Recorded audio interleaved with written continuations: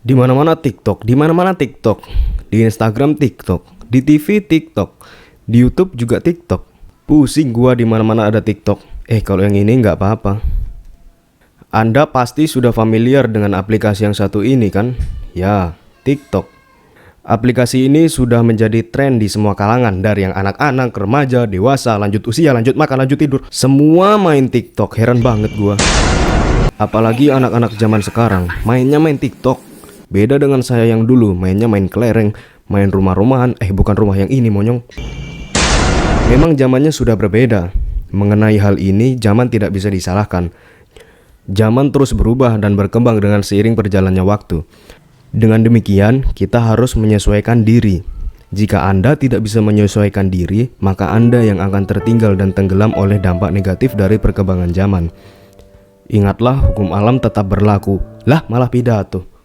Di video kali ini saya akan memberitahu para penonton sekalian tentang sejarah aplikasi TikTok yang sekarang sedang booming di kalangan masyarakat Indonesia bahkan dunia. Singkatnya, TikTok ini adalah aplikasi jejaring sosial untuk membuat video singkat dengan berbagai macam special effect.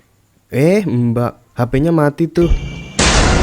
Lalu diupload di aplikasi tersebut dan dapat ditonton oleh orang lain.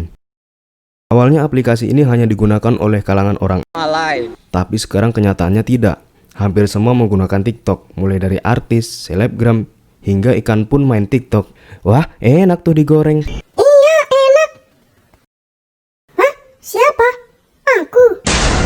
TikTok berasal dari negara tirai bambu. Intronya, monyong. Oh iya, hampir lupa gua.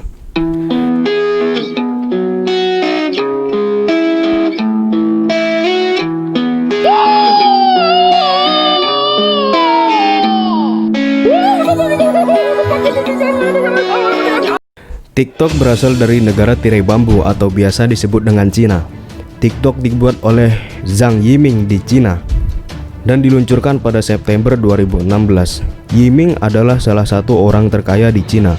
Pada tahun 2013, Yiming mencatat namanya sebagai salah satu orang terkaya yang umurnya di bawah 30 tahun di Cina. Yiming menjelaskan ke perusahaannya, sekarang perkembangan zaman sudah berubah. Perusahaanlah yang harus mengikuti perkembangan zaman. Oleh karena itu, Yiming membuat aplikasi ini yang ditujukan kepada anak-anak muda zaman sekarang agar bisa bebas berkreasi dengan video singkat. Tidak membutuhkan waktu yang lama, aplikasi ini cepat tersebar di mana-mana di berbagai negara. Karena aplikasi ini sesuai dengan perkembangan zaman saat ini. Tetapi pada saat tahun 2018, aplikasi ini sempat resmi diblokir di Indonesia oleh Kominfo.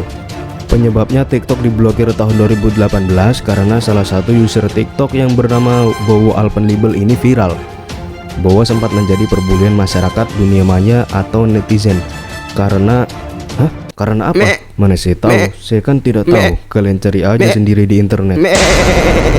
Penyebab TikTok diblokir pada saat itu juga karena banyak wanita-wanita seksi yang bergoyang dengan goyangan hot dengan memperlihatkan bagian tubuh yang segar-segar layaknya sayur mayur seperti bagian dada dan paha.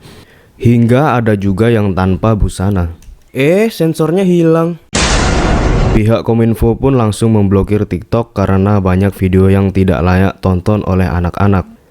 Setelah itu perwakilan TikTok mendatangi Kominfo dan berkata, Bang, jangan banet gua dong, kan kasihan anak lu gak bisa main TikTok. Kominfo pun menyetujuinya dengan syarat menghapus seluruh konten negatif yang ada di aplikasi itu, menaikkan batas usia pengguna TikTok dari minimal umur 12 tahun menjadi 16 tahun, serta membuat kantor cabang di Indonesia agar mudah berkomunikasi tanpa menghubungi kantor pusat yang ada di Cina. Setelah persyaratan itu dipenuhi, TikTok resmi dibuka lagi dan penggunanya semakin meningkat pesat sepesat silet. Setajam silet. Hal ini wajar karena sekarang zamannya sosial media, zaman mempromosikan diri, dan salah satu media yang terbaik untuk mempromosikan diri adalah aplikasi TikTok ini. TikTok ini sebenarnya aplikasi yang sangat bagus karena memancing para penggunanya untuk membuat video kreatif. Dan bila ada video-video yang hanya memamerkan keseksian bagian tubuh, itu bukan berarti aplikasinya yang salah, tetapi usernya lah yang tidak paham. TikTok juga berperan untuk penanganan COVID-19. TikTok berdonasi ke gugus tugas percepatan penanganan COVID-19 sebesar 100 miliar yang untuk membiayai tenaga medis yang berjuang untuk menyelamatkan negara tercinta ini.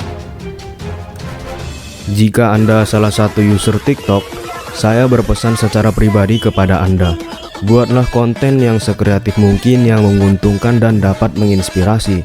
Jangan hanya memamerkan dada dan paha saja yang dapat merusak anak-anak masa depan bangsa. Lalu, udah gitu aja. Jika kalian suka dengan video ini, silahkan klik tombol like. Dan jika Anda tidak suka dengan video ini, silahkan Anda klik tombol dislike 2 kali. Dan juga Anda harus subscribe channel ini. Jika tidak, akun Anda akan saya hack. Silahkan tinggalkan pesan di kolom komentar berupa kritik, saran, maupun request. Wah, ada yang komen. Siapa ini? Wah, gua sendiri sekalinya.